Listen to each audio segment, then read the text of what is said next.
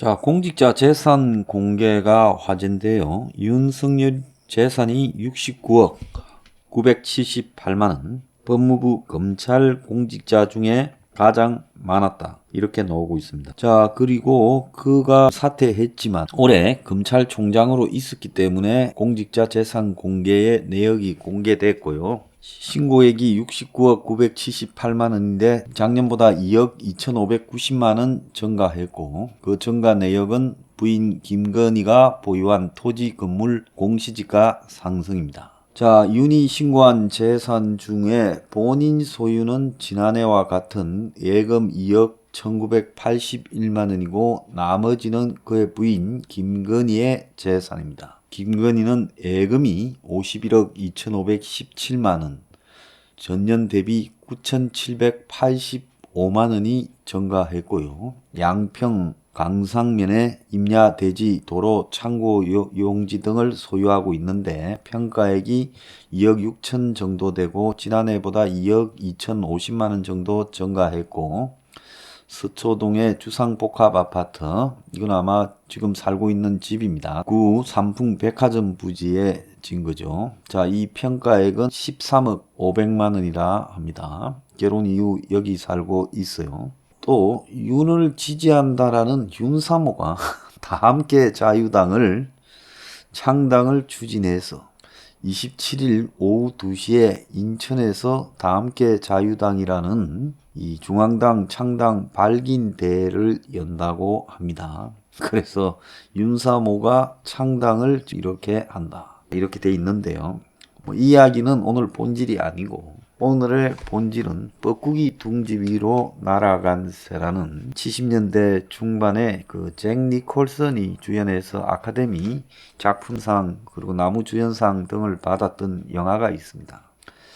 뻐꾸기 둥지로 날아간 새. 그래서 뻐꾸기가 탕난이라고 아주 작은 남의 새 둥지에 알을 낳고, 그리고 뻐꾸기 새끼가 알에서 나오게 되면 다른 새의 새끼, 원래 부모의 알들을 다 둥지 밖으로 밀어내서 떨어뜨려 죽이고 자기가 마치 새끼인 양 이렇게 큽니다. 그래서 아주 작은 새가 자기보다 덩치가 엄청난 뻐꾸기를 지 새끼인 양 이렇게 모이 주워다 먹이면서 키우죠. 그러고는 다 크면 이제 다시 뻐꾸기 둥지로 날아가죠. 그래서 흔히 뻐꾸기 둥지로 날아간 새라고 이야기를 하면 남의 삶을 사는 척 위장하다가 나중에 본인의 삶으로 돌아간 것이 뻐꾸기 둥지 위로 날아간 새입니다. 오늘 윤의 중마고우라는 연대 로스쿨 교수가 중앙일보 인터넷판에 윤석열이가 문가리가 강경파에 둘러싸여 있다, 이렇게 말한 것으로 나타났는데요. 그런데 이 말을 보면 문에 대해서 비판한 내용입니다. 그런데 또 다른 내용을 보면 윤이 검찰개혁도 강경파의 소망이지 문의 뜻은 아닐 것이다. 문과 강경파를 분리해 생각한다. 현 정부에서나 친정부 인사 중 나를 이해하고 신뢰하는 사람이 적지 않다, 이런 발언을 했습니다. 결국 검찰개혁이라 하면서 검찰을 해체하려 하는 것도 문의 뜻이 아닐 것이라고 이렇게 말한데 방점이 찍혀 있다. 그래서 주변에 강경파한테 둘러싸여서 그런 것이지 원래 문은 그렇게 생각하지 않고 있다. 지금 이런 뉘앙스로 이야기한 거로 나옵니다. 제가 그러지 않아도 여러분들한테 여러 차례 이야기한 게 기억이 날 겁니다. 뭐라고 이야기했냐. 여권은 시간이 가면, 제가 그 말을 할 당시에는 기세등등하지만은 결국은 자체 후보를 낼 수도 없을 것이다. 친문은. 그러면 친문진영은 자체 후보가 아닌 자기들이 컨트롤 가능한 어떤 사람을 중도 쪽에 내고 결국은 여권 전부가 이 해산을 한 다음에 전부 개별적으로 그 중도에 있는 후보 옆에 모여들어서 그쪽이 대선을 이김으로써 결국은 정권을 재창출하는 우회적 방식을 택할 것이다. 그리고 보수는 거기에 지금 중도에 괜찮은 후보가 나오면 지금 마땅한 대안이 없다, 자, 그런 방식으로 정권 재창출을 하지 지금 민주당이나 문 간판으로 정권 재창출을 하지는 않을 것이다. 아니면 개헌할 것이다. 두 가지로 제가 이야기를 했습니다. 자, 그렇게 본다 하면 윤이 굳이 안 해도 될 이런 말. 4.7 보선이 이제 얼마 남았습니까? 기껏해야 보선이 2주도 안 남았어요. 그러면 윤이 해야 될 말은 4.7 보선에 대한 언급이 우선이지, 문이 강경파에 둘러싸 있지만 문 자체는 나쁘지 않고 현 정권에 복수심이 없다라는 이런 말을 굳이 친구라는 연대 교수를 만나서 한 이유는 무엇이냐? 자, 오늘 윤석열의 보도한 중앙일보 기사. 왜 중앙일보냐? 지금 윤을 조정하는 뒤에 있는 사람이 홍석현이라는 이야기가 한간에 많이 나오고 있습니다. 홍이 이렇게까지 권력에 집착하는 것은 삼성이라는 전리품이 있기 때문에 그렇다. 이런 이야기도 지금 있습니다. 그래서 윤석열이 최중마고우라는 이철우 연대 법학전문대학원 교수를 만나 문은 주변 강경파 인사에 둘러싸여 있다. 이렇게 지난 22일, 그러니까 오늘이 25일이니까요. 22일은 월요일입니다. 월요일 날 저녁에 이철우 교수를 만나서 저녁을 먹으면서 이런 이야기를 했다는 거예요. 그래서 19일 날은 101세 김형석 연대 명예교수를 만나고, 또 그로부터 3일 뒤에는 이철우 교수를 만나서 이런 이야기를 했습니다. 그래서 윤이 공직에 물러났으니 이제 친구들을 만나려고 한다고 이 교수에게 연락해서 만남으로 이어졌다는 거예요. 자, 윤과 이 교수는 초등학교 때부터 학교를 같이 다닌 친구고 서울법대 79학번 동창이고, 또 윤이 2014년 국정원 대선 개입 의혹을 수사하며 항명 논란에 휩싸였을 때, 그래서 징계를 받을 때 이 이철우 교수가 특별 변호인으로 나섰고, 이 이철우의 부친이 이종찬 전 국정원장으로 윤 총장 아버지 윤기중하고 이종찬도 또 가깝다는 거예요. 그러니까 이철우가 그냥 이철우 교수가 아닌 거예요. 아버지가 이종찬입니다. 이종찬은 DJ 때 국정원장을 했어요. 그전에는 이 민정당에서 정치를 했다가 DJ 때 저쪽 진영으로 가서 국정원장을 했죠. Y에서와 틀어져서 대선에 출마하면서 야권으로 넘어갔던 사람입니다. 자, 그래서 이 이철우라는 사람의 성향은 범진보다라고 분류되고 있는데, 조국 가족 수사를 놓고 싸운 이후에 서로 거의 연락을 하지 않다가 1년 반 만에 만났다고 합니다. 그래서 이 자리에서 윤석열은 나는 어느 정부에서나 변함없는 검사로 내 직분을 충실했다.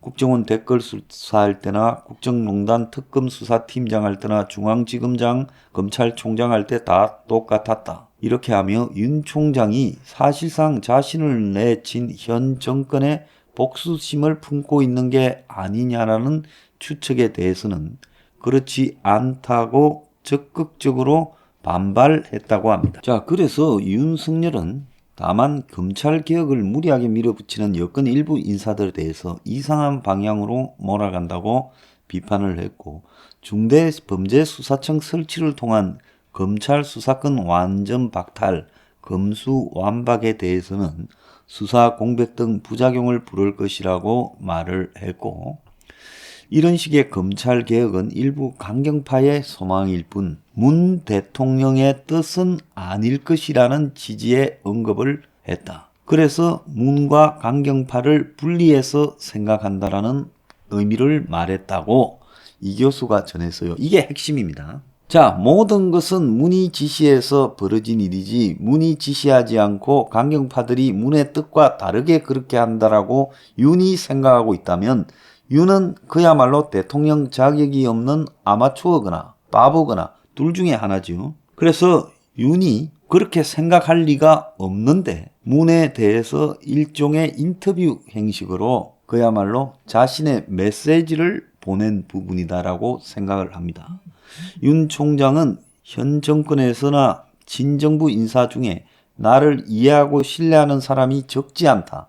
이 말은 뭔 말이겠어요? 사실 그렇죠. 윤 주변에 있는 사람 중에 양정철이부터 시작해서 김한길이부터 정대철이까지 전부 그 진정부 쪽 인사들이죠. 보수 인사들이 별로 있습니까? 홍석현이까지 포함해서 그렇고요. 그리고 이 윤과 이 교수 두 사람은 윤이 검찰총장이 된 후에 멀어졌는데 조국 인사청문회를 앞두고 조국 가족 수사에 착수한 걸 두고 심하게 언쟁이 벌어졌는데 이 교수가 윤 총장에게 조국 수사한다고 불편한 마음을 전하며 1시간 이상 격론이 벌어졌고 결국 윤이 화를 내며 전화를 끊었다는 거예요. 자, 그렇게 조국 때문에 전화를 끊었던 사람들이 그게 2019년 8월의 문제잖아요. 자, 그런데 7월 8월의 문제인데 지금 2년 가까이 시간이 되어 가는데 새삼스레 만나가지고 둘이 대화를 나누고 그 대화를 이 교수라는 사람이 하필이면 중앙일보에 중계를 해요.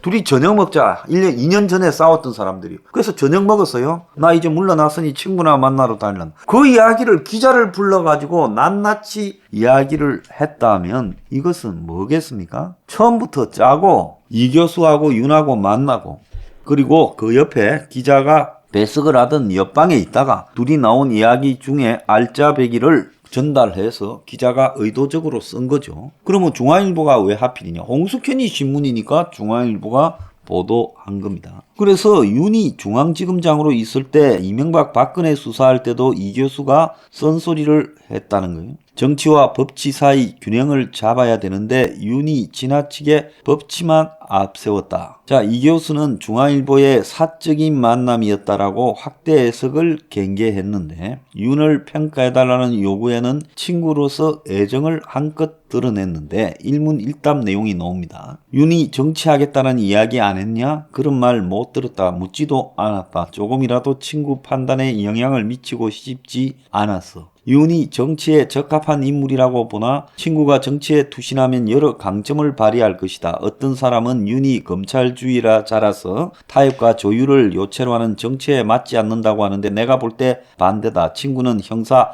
사법의 한계를 잘 알고 있기 때문에 정치의 사법화를 최소화하는 데 기여할 거라 믿는다. 보복 정치나 고소 고발은 누구보다 멀리할 사람이다. 경제 외교 안보에 대한 경험이 부족하다. 검찰 내에서 경제를 다룬 경험이 가장 풍부하다. 금융 자본시장 움직임 기업 생태계에 다양한 지식을 갖고 있다. 외교안보 분야에서 애국적 국제주의로 정의할 수 있는 노선을 정할 거라 본다. 윤이 정치에 나서면 도울 것인가? 사람이 구름처럼 몰려들기 때문에 내가 도움이 별로 되지는 않을 거다. 공정, 실용, 애국적 국제주의 같은 가치에 합치하는 전문가들을 가까이 할 수 있게 조언할 용의는 있다. 친구일 뿐이므로 지켜보다가 쓴소리하는 정도가 될 거다. 확장성을 위해서라도 서울법대 나온 사람은 빠지는 게 좋아 보인다. 자, 이렇게 말을 했습니다. 자, 결국 윤의 방향은요. 문하고 나쁠 게 없다라고 언급을 하고 있습니다. 윤이 이 시기에 4.7 보선에서 문정권을 끝장내자라고 말을 해도 시원찮은 건데 문은 나쁘지 않고 측근이 나쁘다. 문하고 나쁜 관계가 아니다. 문 주변 사람이 내 주변에 많이 있다라고 말을 한 거는 윤이 지금 지지율에 매우 오만해져서 보수 진영이나 이 나라 장래를 걱정하는 사람들을 우습게 본 거라고 생각을 합니다. 윤이 너무 일찍 자기의 속을 드러냄으로써 아마 이 인터뷰는 윤에게 치명타가 될 거라고 보고 있습니다.